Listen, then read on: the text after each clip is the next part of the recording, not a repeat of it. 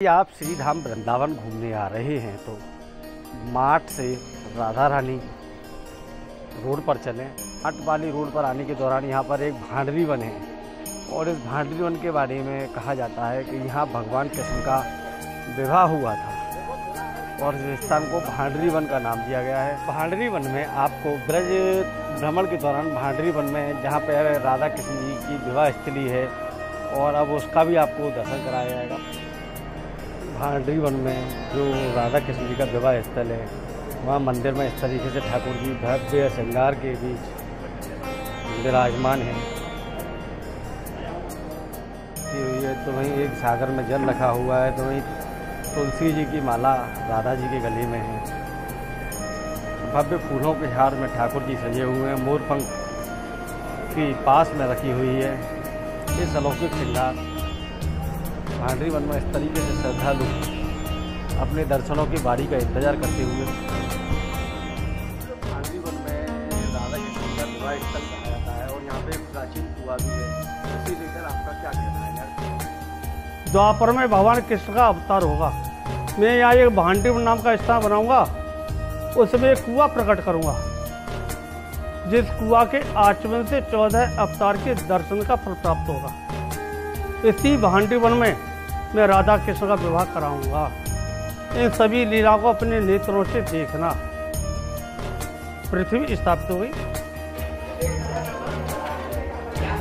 भांडरी one में एक प्राचीन कुआं है और इस कुएं पर स्नान का महत्व है। इस तरीके से श्रद्धालुओं के द्वारा कुएं के जल से स्नान कर सुख समृद्धि की कामना की जाती है। तो वहीं कुछ श्रद्धालुओं के द्वारा कुएं का दर्शन करने मात्र से ही सारे कष्ट दूर हो जाते हैं। और इस कुएं में इस तरीके से जल है और जल में बाल्टियां डालने के साथ यह भांडरी वन में कुआं है।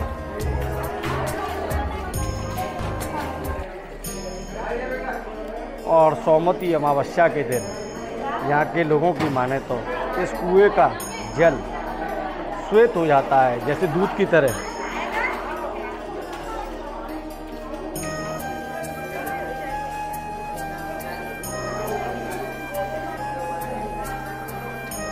श्रद्धालुओं के द्वारा जो ब्रज भ्रमण करने आते हैं उन श्रद्धालुओं के द्वारा जल को ग्रहण किया जा रहा है, तो वहीं कुछ श्रद्धालुओं के द्वारा स्नान भी किया जा रहा है।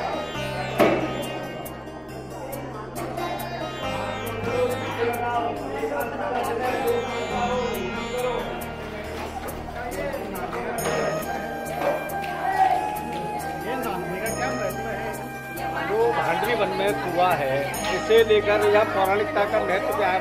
ये जो कुआं है ये भगवान ने बंसी से प्रकट किया है खोद के। जो बच्छासुर नाम का राक्षस बछड़े के रूप में आया था, ग्वाल वालों को मारने लग गया, तो भगवान ने उसका उद्धार कर दिया। ग्वाल वाल बोले आपने गाय को मारा है, सभी तीर्थों को स्नान करना पड़ेगा, आपको गाय का पाप लगा है।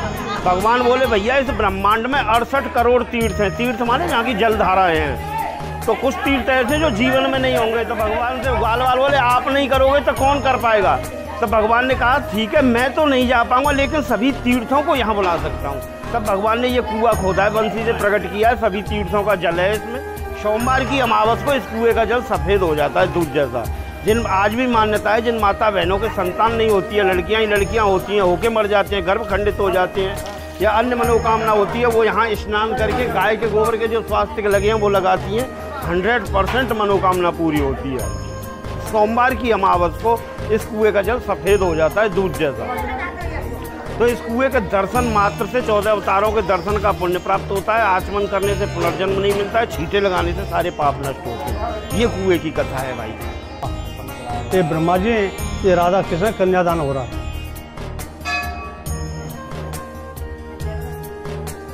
भांडरी वन में इस तरीके से डाऊ बाबा का प्राचीन मंदिर है।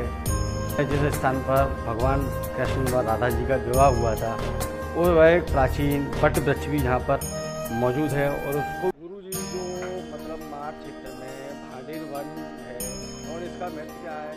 आप जिस स्थान पर खड़े हो ना, पूरा एरिया माठ के पास ही भांडरी वन पड़ता है। भांडरी वन में अनेक लीलाएं हुई हैं। वट वृक्ष के बारे में श्रीमद् भागवत के 10वें स्कंद के 18वें अध्याय में के 22वां श्लोक है। वहंतो वाई मानस्य चार यंत्रस्य गोदनम भांडीर कम नाम बटम जम्मू दीपम प्रोगमा। तो भांडीर वट जो था भगवान के समय पे 4 योजन वाला विस्तार देने वाला वट वृक्ष था। आज जो दर्शन कर रहे हैं वही भांडीर वट है। इसी वट वृक्ष के नीचे भगवान की अनेक लीलाएं हुई हैं। जैसे राधा कृष्ण का ब्रह्मा जी ने विवाह भी कराया, तो वही वट वृक्ष आप जो दर्शन कर रहे हो उसी समय का भांडीर वट है, जो 5,500 साल वर्ष व्यतीत होने के बाद भी आज इसका दर्शन और स्पर्श होना। इसका ब्रह्म वैवर्त पुराण आदि वराह पुराण में तो ऐसा लिखा है, कोई भी अगर दर्शन स्पर्श कर लेता है ना तो वो माँ के पुनः गर्भ में नहीं आता है, पूर्ण हो जाता है, भगवान के धाम की प्राप्ति कर लेता है। इसी में देखोगे तो जैसे विवाह में मंडप बनाते हैं ना 4 खम्भे का, इसमें नेचुरल मंडप बना हुआ है। तो 1 है, 2, 3 और 1 4। जैसे 1 ये, दूसरा ये और तीसरा ये और चौथा ये। और इसी में स्वरूप का दर्शन है, एक गौर वर्ण है और एक श्याम वर्ण है। जैसे एक राधा रानी का स्वरूप है और एक कन्हैया जी का स्वरूप है। जैसे कि लड़का लड़की का जब हवन के द्वारा फेरा लगाए जाते हैं तो जब गठबंधन किया जाता है, आपस में गांठ जोड़ी जाती हैं, तो इसमें आप देखोगे उसी तरीके से गठबंधन है जैसे लड़का लड़की गांठें जोड़ते हैं। ये नेचुरल गठबंधन लगा है, कोई किसी ने ज्वाइंट नहीं कर रखा है। अब इसका कलर देखोगे, इस वृक्ष का कलर देखो और इसी वृक्ष का कलर देखो, एक ही है। वो कि आप यहाँ जैसे लड़के का पटका होता है, कहाँ होता है, कंधे पे होता है, तो उस तरीके से ये कन्हैया स्वरूप है और ये राधा रानी स्वरूप है, जैसे बगल में गया। और जैसे नेचुरली वटवृक्ष देख रहे हो, यही वटवृक्ष है जो विवाह की लीलाओं का साक्षी। राधे और श्याम नेचुरल लिखा है और छवि का दर्शन भी है इसी में साक्षात। ये राधे श्याम अपने आप स्वतः ही लिखे आते हैं, ये किसी के द्वारा नहीं है। ये देखोगे सामने, और ठाकुर जी की छवि का भी दर्शन है नेचुरल। ये की मांग में सिंदूर ठाकुर जी भर रहे हैं, ऐसा दर्शन विश्व में कहीं भी नहीं है जहाँ राधा रानी की मांग में सिंदूर स्वयं कन्हैया जी डाल रहे हों। ये ब्रह्मा जी की साक्षी में ब्रह्मा जी ने ही कन्यादान लिया और ब्रह्मा जी ने ही राधा कृष्ण का विवाह कराया। ये भांडीर वट है। इस भांडीर वट के नीचे इसी वृक्ष को साक्षी करके राधा कृष्ण का ब्रह्मा जी ने विवाह कराया था। इसका प्रमाण अगर आपको पढ़ना है तो ब्रह्म वैवर्त पुराण पढ़िए, गर्ग संहिता पढ़िए।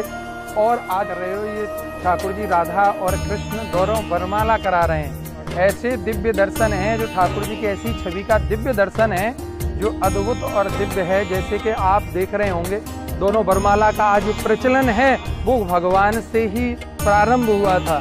यहाँ राधा और कृष्ण ने एक दूसरे को वरमाला कराई ब्रह्मा जी की साक्षी में। पंडित जी साक्षी कौन थे? ब्रह्मा जी।